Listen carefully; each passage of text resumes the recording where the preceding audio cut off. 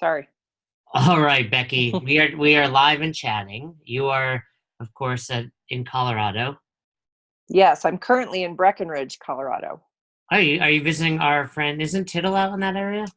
Tittle does live in this area, but we are just up at our family's condo for a couple days enjoying the cooler weather in the mountains. We're going to go paddle boarding this afternoon on Lake Dillon.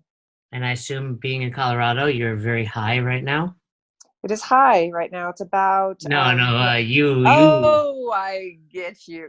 No, I'm not currently high. That's how high you are. You No. forgot you were high. So That's right. I was telling you beforehand, this is going to be more of a hybrid style. So I have two podcasts, Own Your Eating for our company and also Best Hour of Their Day. And I want to talk to you about two different topics. One being your keto journey, because I followed it, and I'm interested about that from a personal level, and then because we get a lot of people asking us about it. But you're also an amazing coach and box owner, and you've done some cool things. Can you believe it in your life on this planet? I cannot believe it. And just still so young. So much, so much left to do. How old are you? I am going to be 45 this month. Well, of course you look great. If anybody hasn't seen Becky, look her up on Instagram. She's very attractive. But and I don't often say that about tall women, just for the Oh, record. thanks for that. Just Yeah. for the record. So she's tall too. But let me ask you this: is it strange because I'm 41? Like we're old in this CrossFit world, yet we coach so many people. Do you ever find that? Is there? Do you struggle to stay connected to those youngsters? I mean, I'm saying like at a level one, level two, while the average age has increased, it's still probably 30. No, I agree. There's sometimes that I'll be telling stories and all of a sudden I feel like the reference doesn't make sense anymore because I'm a million years old compared to some of them. Or I coach people at level ones that are the same age as my children. And that's crazy to me. Yeah, I mean, this past weekend, for example, we had to collect a waiver, which means they're Under 17. 18. Yeah. Yeah. So, I mean, that's always interesting. But I always have, and you're probably the same, like you have your jokes. And we're like comedians. And so, like, we have our jokes that we know are going to hit. So for me, I'll always pick out like the young person and reference them whenever I say anything from the 80s or 90s. I'm always like, hey, you got to Google Saved by the Bell or what, whatever I'm talking about, Google Right. at home. But do you feel young because we do CrossFit or do you feel young because you're just healthy? I think it's a combination of both. We have the privilege to be around a lot of young people, but just kind of healthy living. I look back to what I used to think was old, or when I thought my parents were old, and I definitely thought my parents were old at 40, and I don't feel that. I don't have the same complaints they had when they were 40, I guess. So I don't know if it's healthy living or just being around a younger population, but I used to think 45 was old, and I don't put myself in a category as being or feeling old. It's true. I mean, even at my youngest, when I remember my parents, they were old. And I have like one of my first memories is my father's 30th birthday party. And in my mind, he's ancient. And I'm like, I'm Yeah. over 10 years beyond that. Now, do you think you have two teenage boys? Do you think they think you're old? Oh, absolutely. They not only think I'm old, they think I'm ridiculous as well. They think I am old yet trying to be young. So I've got, I'm dealing with the whole just teenage boys think I'm just really very sad. So, But I think you and I have something in common. I think we are both better looking now than we were 20 years ago. so I, I mean, Is that I, okay? Is that a rude thing to say to a woman? no, no, Oh, okay. I think, it's always nice to hear that, that people might find me attractive. But what I have noticed that's different about me is when I was younger, when I was in my 20s, um, late 20s, early 30s, what I didn't have was any confidence. And I think it's the confidence that makes me more attractive than when I was younger. Does that make sense? I know, I agree. I think it's kind of the same. I tell, I compete at jiu-jitsu, and it's a very young crew that I roll around with. And I always tell them, like, 40 is going to be even better because you're more confident, like financially, you're more stable. You understand where you are and what your role in this world. You don't take things so seriously. Right. So Right. I can see that. But I just remember it's probably a year ago, you and your husband posted like that, before and after picture. And I was like, Yeah. wow, both of you guys look way better 20 years later. Yeah, I can appreciate kind of some of the throwback stuff, because I think you have to own that a bit. You have to own kind of your journey, and it helps me appreciate where I'm at right now when I can look back on it and see those throwback pictures and go, yeah, that was me. That's what I went through. This is what I looked like right after I had kids, and a really bad haircut and dumpy mom jeans. And you got to own it. Yeah, the jeans The jeans. don't do any favors. So, all right, the main reason I wanted to talk to you is this whole keto experiment. You did 90 Sure. days. Yeah. 90 days. You recently posted your results. Yep. But why did you get started? So I find nutrition just very, very interesting. Luckily, I'm in a position where I'm generally healthy, so I can kind of play around with my nutrition and see how I feel, how I perform, what I look like, how I sleep based on what I eat. I already know I enjoy CrossFit. That is my workout regimen. So nutrition is one of those things that I can kind of dive all into. And the way that I learn the most about nutrition is by going through the business, right? I kind of decide to jump all in, both feet, and feel it. And I decided that keto is the one thing that I've not really experienced. I know quite a bit about it via book learning, but I don't know what it feels like. And if I'm actually going to be ever able to help anyone who needed to do a ketogenic diet, I wanted to be able to feel it and speak kind of intelligently to it.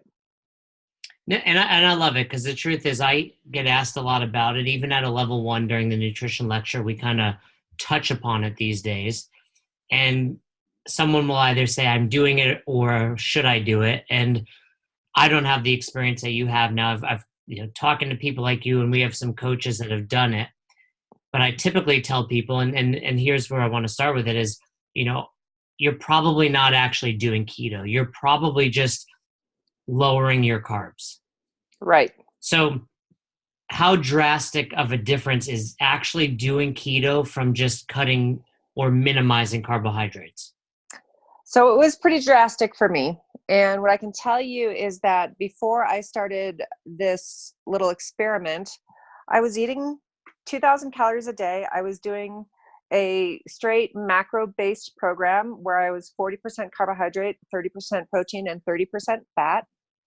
And I was taking my carbohydrate sources from all different sources. Majority were from fruits and vegetables, good stuff. But then, I like bread, I like pasta. I would work that in as I could fit it in my macros. And I did that regularly for a few years.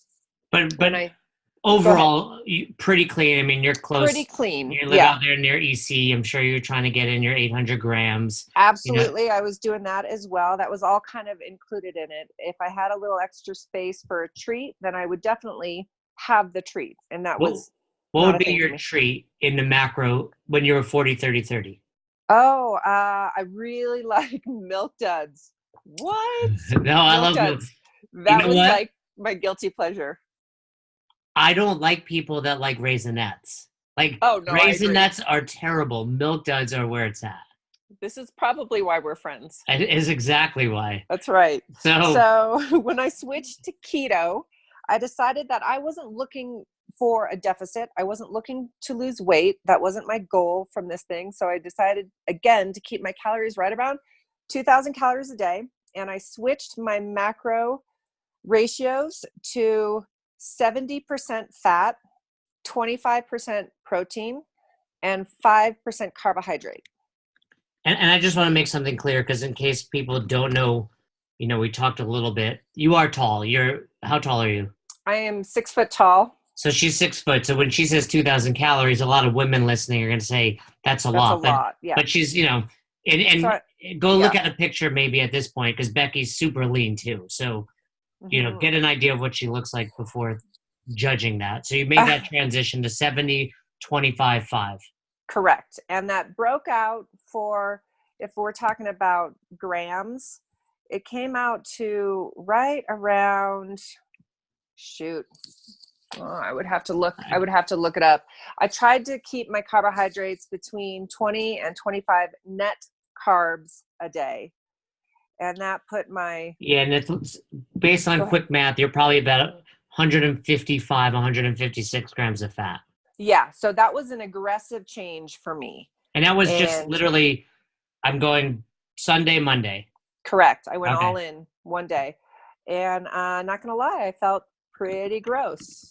Well, first question would be, and we'll talk about your results, but if someone wanted to test it, would you recommend more like a taper or like you did? Boom, boom. I think I would, before I would give a recommendation, I'd need to know a little bit more about the person. Some people handle um, a quick transition a little bit better. I'm an all or nothing, and I was worried if I was going to ease my way in, I just wouldn't do it. So I just jumped in. I think a more successful scenario for how you're going to feel would be easing your way in, but I was just kind of ready to do it. So I went all the way in. No, I agree with you. It's like rather than 3 changes, just go Hmm. for it. When you Yeah. say gross, what does that mean? So the amount of fat that, it was almost 100 grams extra of fat that I had to start consuming. And when you're coming off of something where I was around 55 to 60 grams of fat before that, I was eating egg whites. I was not putting oil in anything. I wasn't adding cheese to anything. An avocado didn't come near me. I didn't have room for that.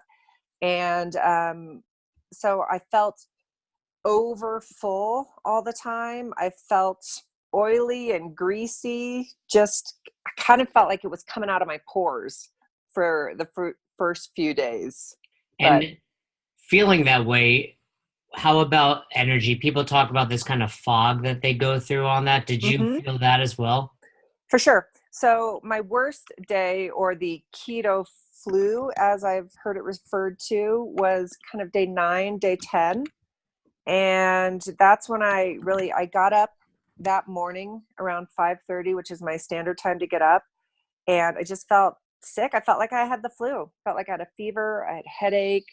My stomach was upset, and I went back to bed. So that's a And real thing, the keto flu. Like you felt I felt physically sick. what Like, what do you think that was? uh, I tried to do some reading on it because, I'm trying to learn what this is all about. They said it could have to do with my electrolyte imbalance. Maybe I wasn't doing what I needed to do for, as far as getting enough fiber, as far as getting enough electrolytes to balance out the different kind of energy source I'm starting to work with. So yeah. Well, and anytime you change, I mean, here you were 44 years of eating carbohydrates Right. to all of a sudden, like your body's probably just like, WTF, what's happening here? Yeah. And I felt like I was on fire, burning from inside. I had kind of night sweats and things like that going on. And I thought, this cannot be healthy for me. Was there a And point where you were like, this isn't good for me, I'm going to stop? not really, You're not a because quitter. yeah. And that's one of the reasons I said, I'm going to do 90 days. I want to feel this. I want to go through it. Again, I'm not sick. And then every symptom or reaction I was having, I'd do some research and I'd read up on it. And they're like, yeah, that's normal. Do this and you'll feel better. And each time something would happen, I would take the advice I found or talk to people, and I would feel better and I could navigate my way through it. But if I had just quit at that point, then I would have absolutely said, there's no reason that anyone in the world should ever do a ketogenic diet. And I want to make it clear, while I don't promote keto, I think there's a lot of people that should, especially if you're doing it for health reasons, or children dealing with autism or Asperger's or seizures. There's some Yes, really good, that's science out there. There's stuff absolutely. proving that. You know, And I also don't believe that this is the diet for everyone. It's very restrictive. It's it's a certain type of person, possibly for medical necessity, could do this. I don't know that I'll continue to do it forever, but yeah, it's just something I wanted to understand. So yeah. well, and I think that's a good point. Most of the time people mention it. I don't know about you, when you give the level one, if you've had that question like, hey, should I do keto? I think people associate it with just quick weight loss. Right. They're not thinking, if anyone raised their hand and said, should I do keto? I have seizures or I have autism. I'd say, talk to your doctor. But I'd say Absolutely. maybe you're someone that should. But if it's like, hey, you're 20 pounds overweight, there's probably easier and better ways to do it. Easier, better ways to do this, much more even, much more not as extreme.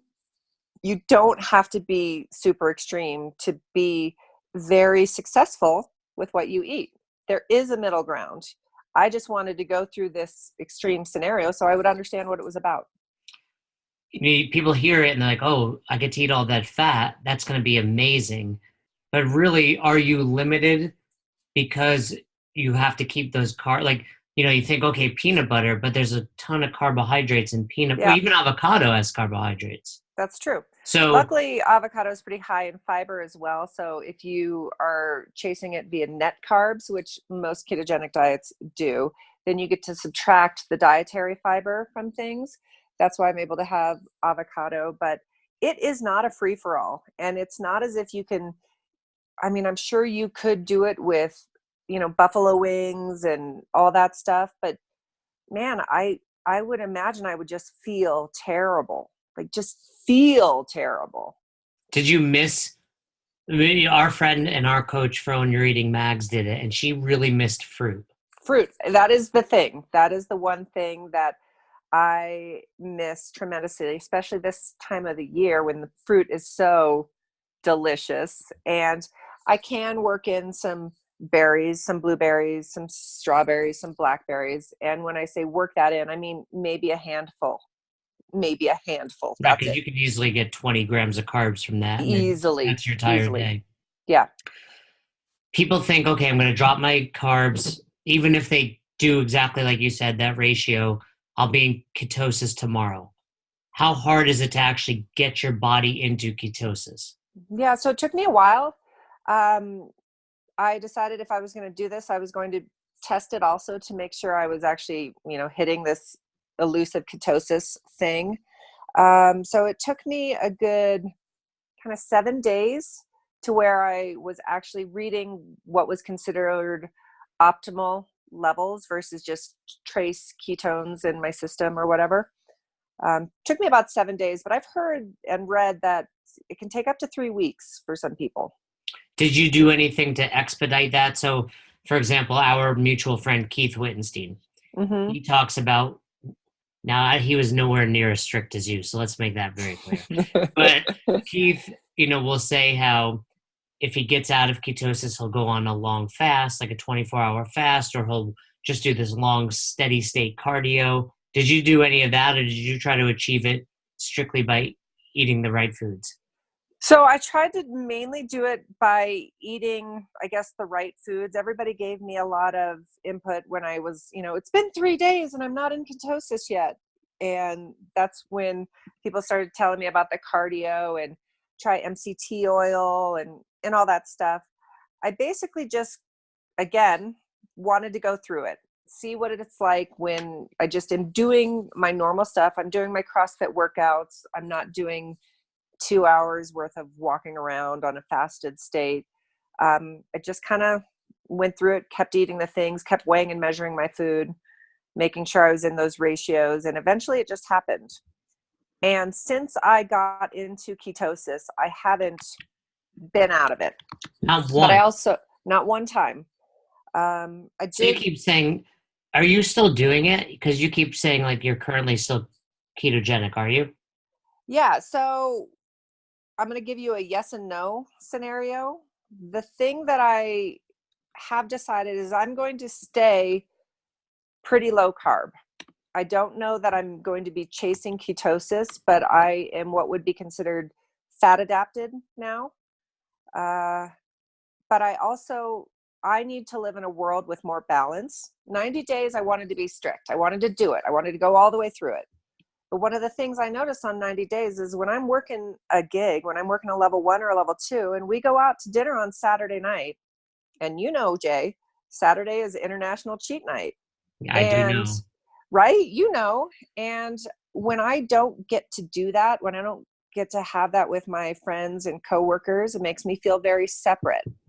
And that's not a world I want to live in. That's part of my fun when I am working really hard on these seminars, and I need to have that balance. So I mean, technically my 90 days only ended last Thursday, and I have not, I did, I guess, cheat, which would be, I decided to have sushi because I thought that was a really clean way to get a big carb bomb and see how I felt. Huge. So I mean, I wanted to ask, what was the first dose of carbs? And for you, was sushi? It was sushi.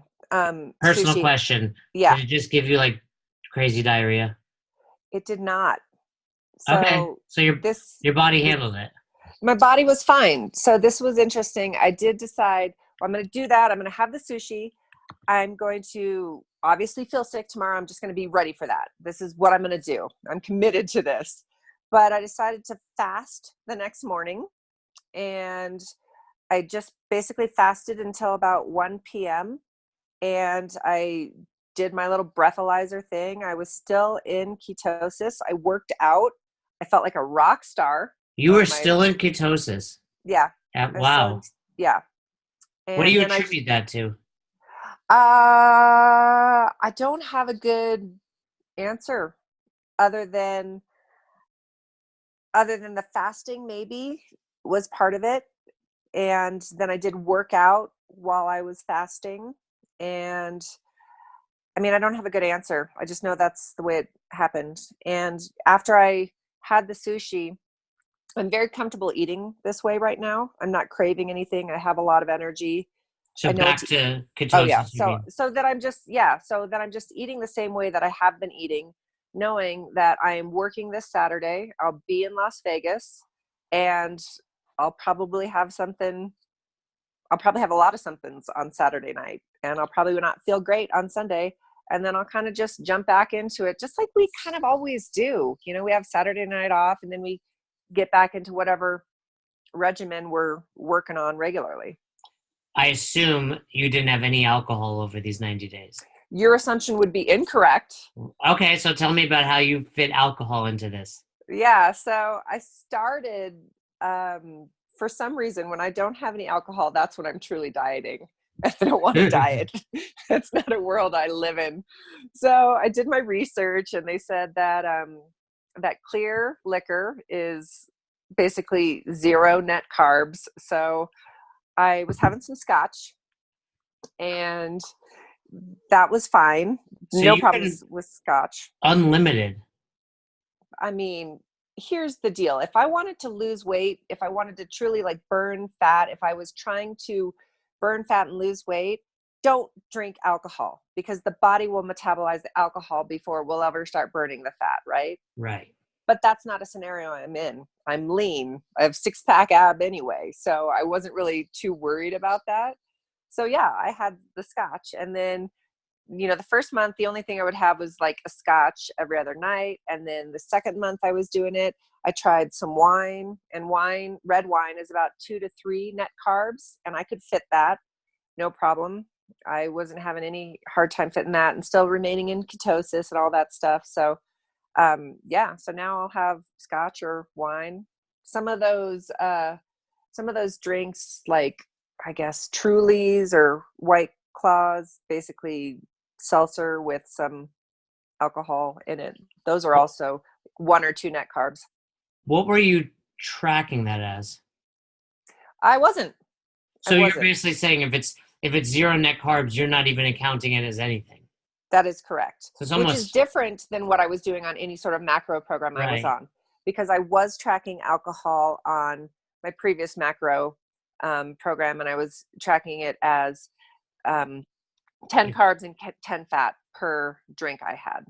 So really, you could be consuming more calories in keto because in macros we don't typically Heck do net yes. carbs, right? Absolutely. Yeah.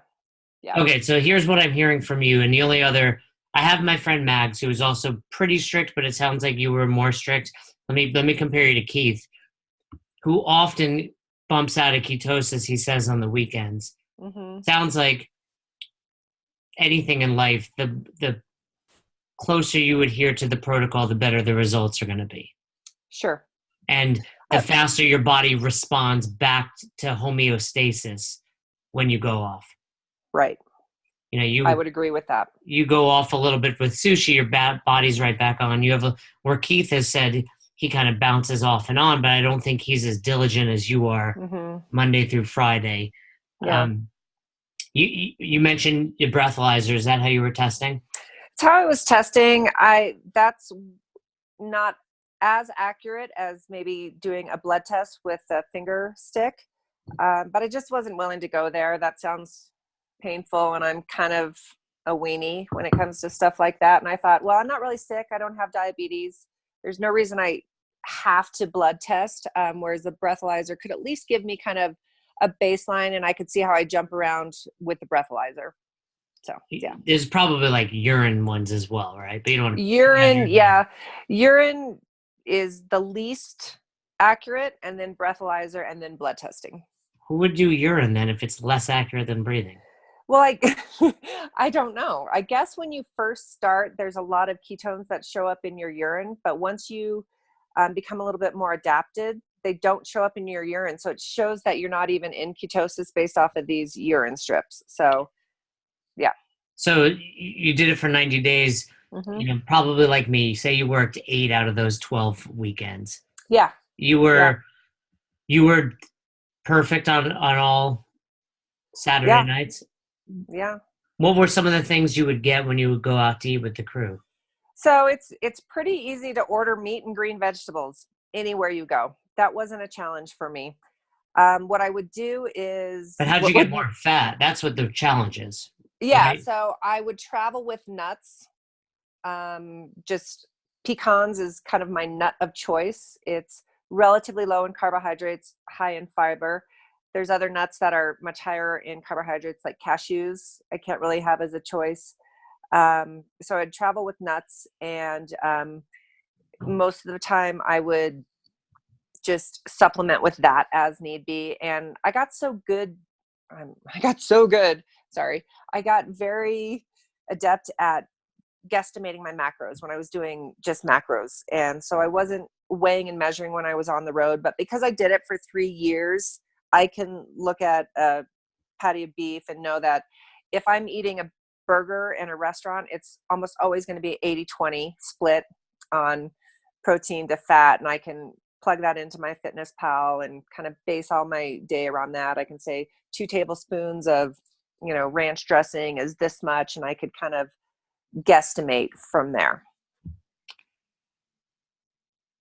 As a whole, is it easier to travel and do keto than it is to do macros then? Is it like pretty simple to be like, it's more black and white from what I'm understanding? Yes, it was definitely simpler for me to do keto than it was to do macros, because I could very easily just say, I'll have chicken and I'll have broccoli.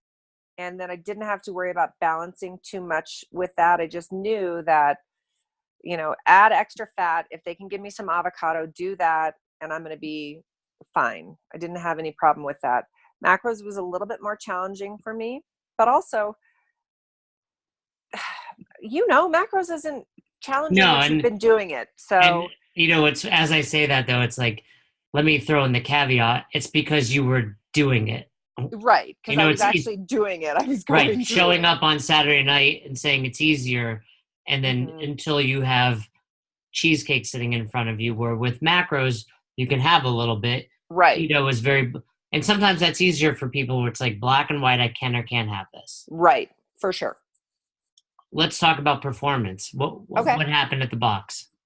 Yeah. So As luck would have it, I'm not a very high level athlete. You're pretty So, fit. Dawn, you are pretty fit.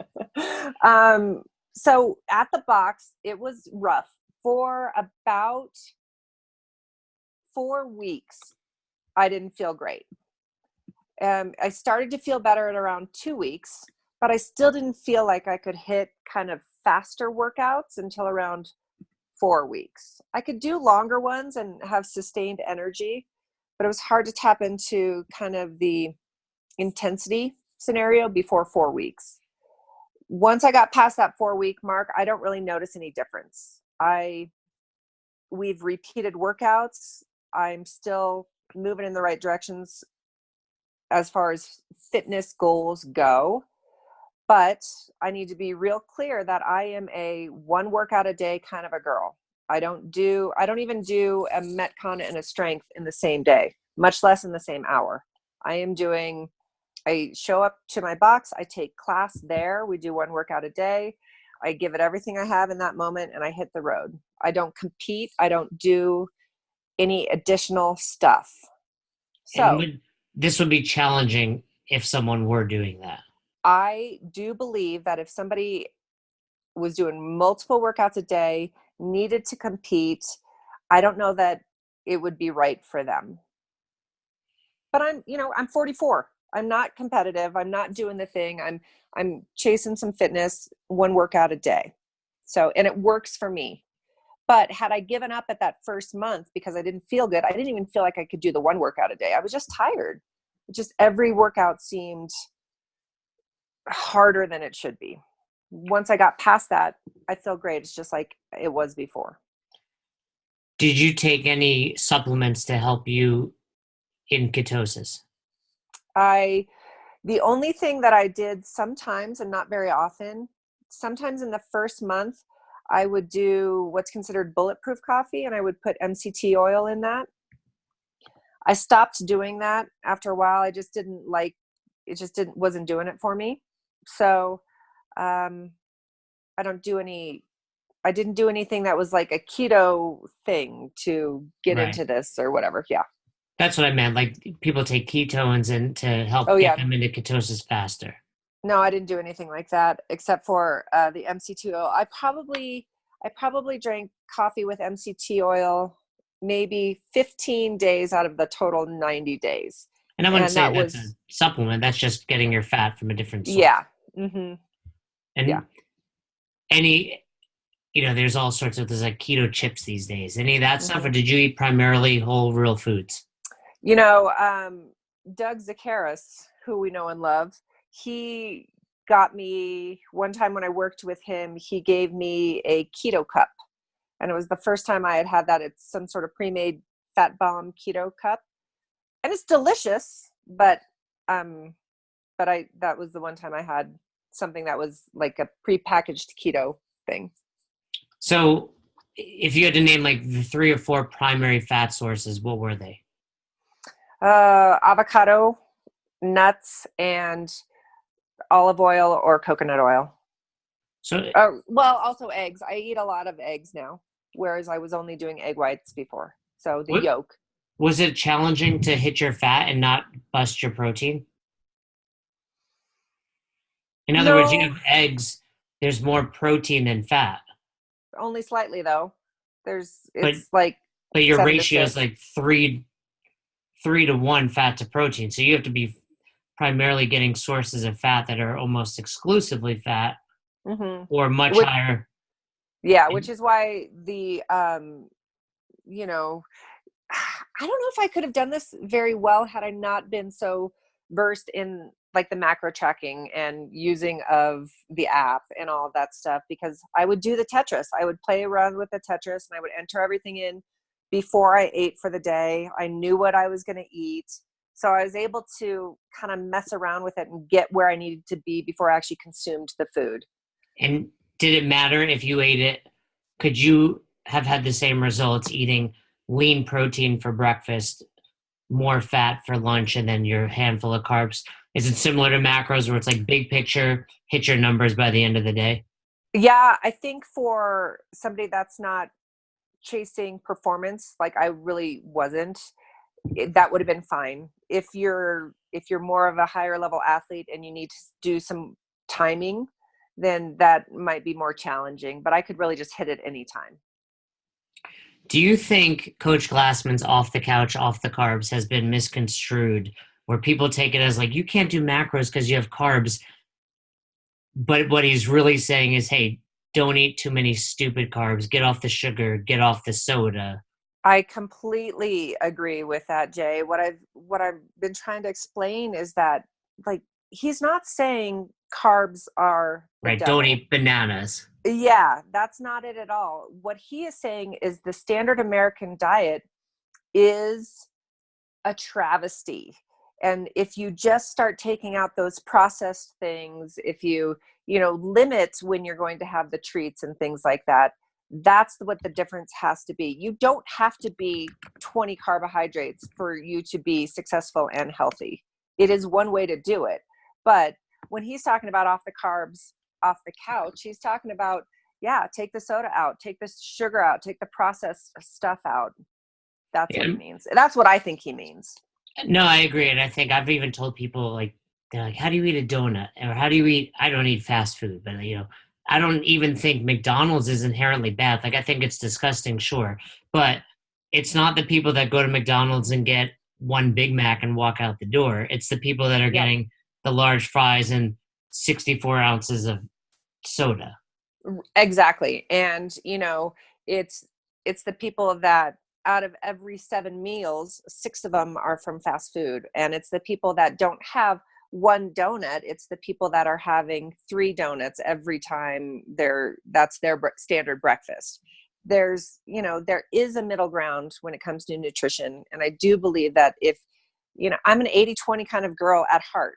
80% of the time you're doing good, you're going to reap the rewards, and have a little of the 20% to keep you kind of insane or kind of sane. That's just not what the 90 days was about for me. I just, It was a test. it was a test, plain and simple. But that's not how I plan to live my life. I don't even like to be around myself when I am 100% all of the time. It's not I don't. Truth awesome. be told, no one likes being around you at that. Yeah, time. that's fair. I expect to see you digging into the peanut M&Ms at the games. Don't worry. Notice that I did this before the games was going to happen. There was some method to my madness. So, talk to me about the biomarker results. I looked at your Instagram, and I looked at your pictures before reading your captions, and it was very much cholesterol moved quite a bit, and absolutely. Having been there myself, I knew to look kind of what the HDL, what the LDL was, but talk to me about what you found. For sure. And in the snapshot, when I first opened my lab results, I did not love seeing that my cholesterol went up almost 30 points. My total cholesterol went up 30 points, 30 some points, and into a range that is considered above ideal. And so that stressed me out right out of the gate. But then you drill down and you start to look at the other things. My HDLs went up 20, my LDLs went up 10.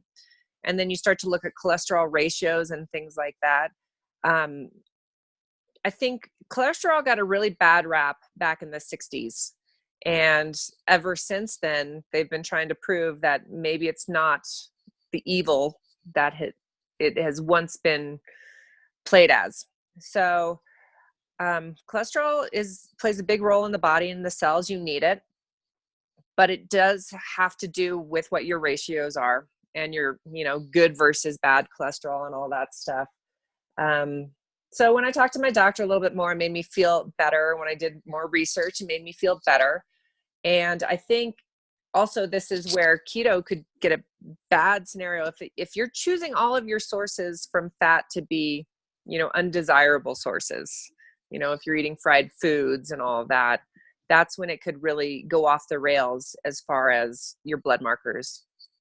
So despite that increase, I mean, you're obviously staying on it. So you're saying, I'm okay with this. Was there any other, obviously your body composition, from my perspective, you looked exactly the same. Yeah, I was having a hard time trying to I'm having a hard time noticing any difference in the way my body physically looks. And like Becky's bragged about already numerous times, she is very, she is very lean, and she does have a six pack. So it's.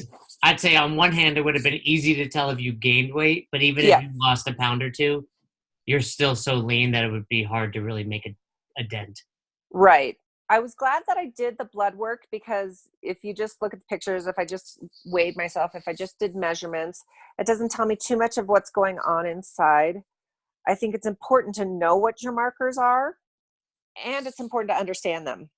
So even though my total cholesterol went up, my ratio actually got better in 4 months than getting worse. So that's a good thing. Had I not taken the time to do the blood work, then you just don't have the data. And I think the data is important. And, I'll retest again, maybe in a year, and see where I'm at. Who knows what I'll be doing as far as nutrition in a year from now.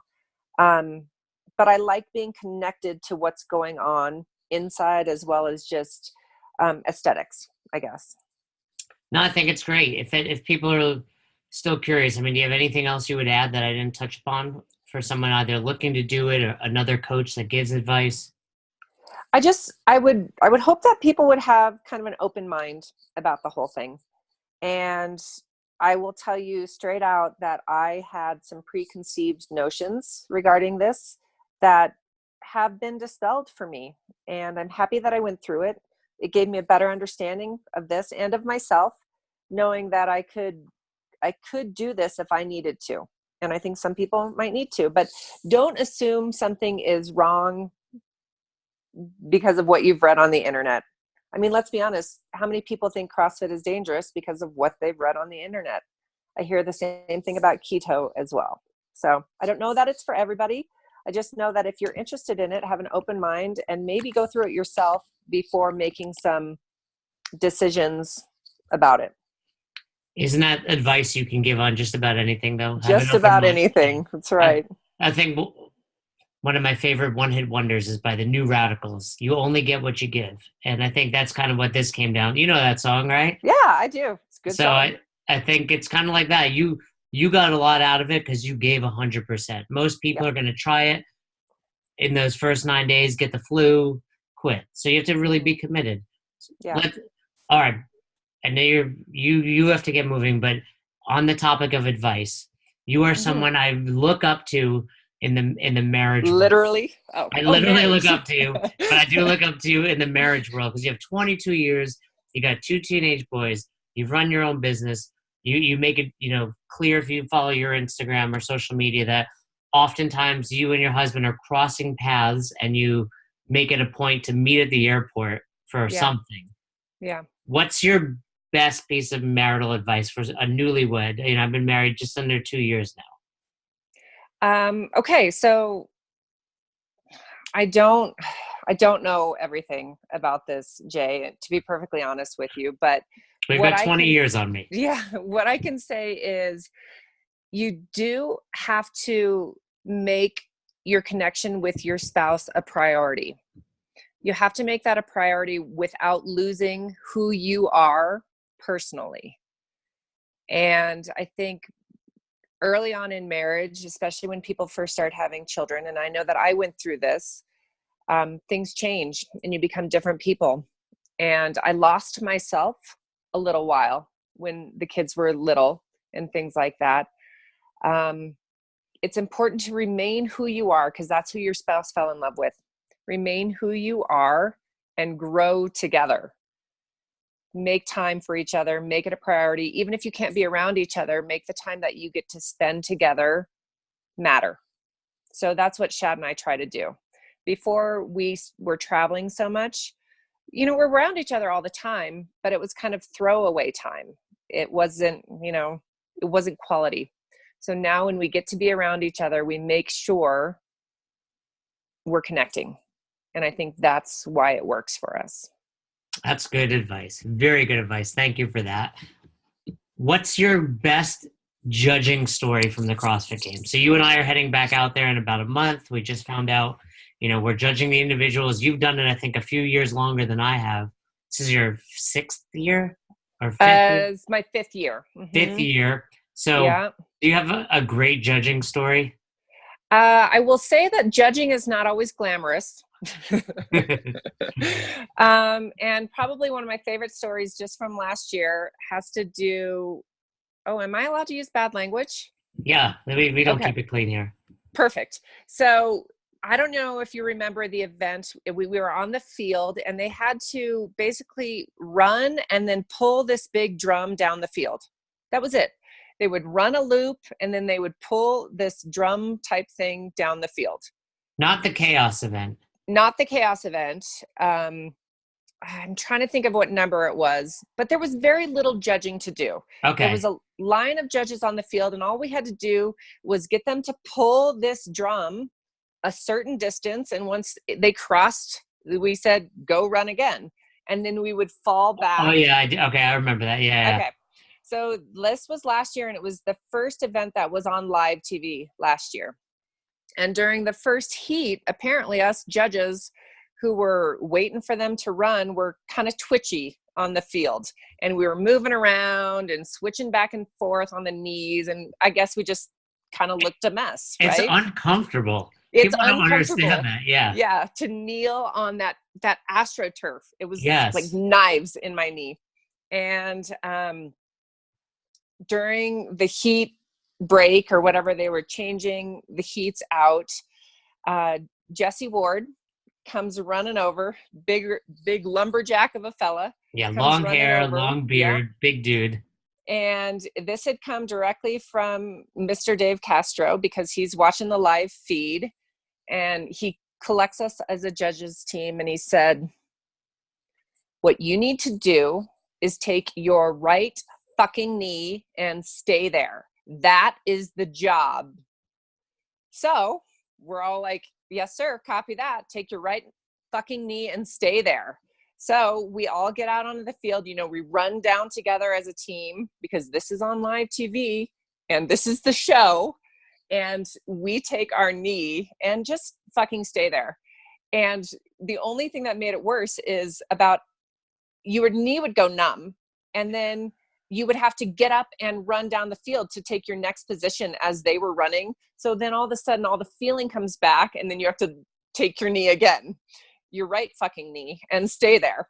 So the whole time I was just thinking, this is the job. This is what you signed up for. Your right knee may never be the same, but take your right fucking knee and stay there.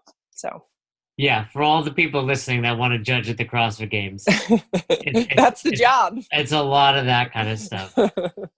It's been great chatting with you. I always ask every guest, do you have a book that you recommend people check out? It doesn't have to be about keto or just a life-changing book for you.